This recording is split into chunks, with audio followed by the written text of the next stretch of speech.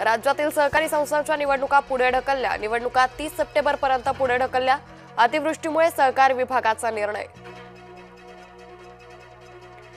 लोकांनी ठाकरे ब्रँड नाकारलाय. मुख्यमंत्री देवेंद्र फडणवीसांचा ठाकरे बंधूंवर निशाणा. भारताची मोठी झेप. अग्नी 5ची यशस्वी चाचणी. अग्नी 5 भारताचं पहिलं आंतरखंडीय बॅलिस्टिक क्षेपणास्त्र.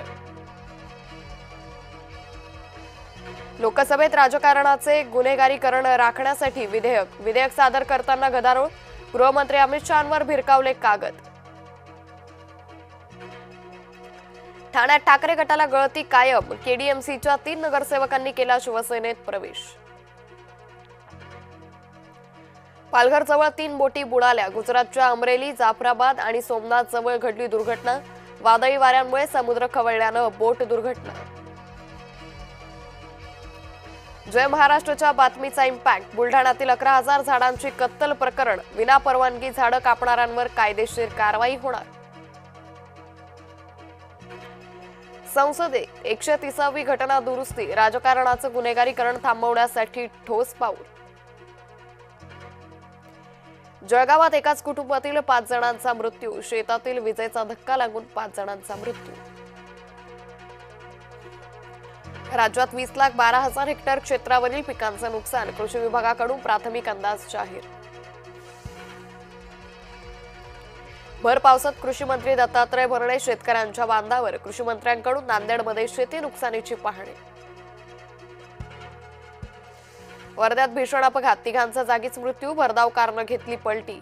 2 महिला, 1 युवक ठार, 1 गंभीर जखमी.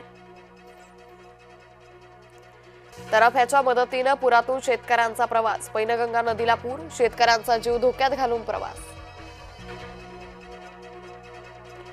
नांदेडमध्ये इसापूर धरण परिसरात तरुणांची हुल्लडबाजी. हुल्लडबाज तरुणांना पोलिसांकडून काठ्यांचा प्रसाद.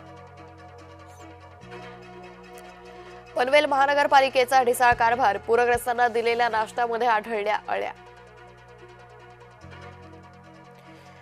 भामरागडमधून अंगणवाडी सेविकेला केलं एअर रेस्क्यू. गडचिरोलीत मुसळधार पावसामुळे दाणादाण.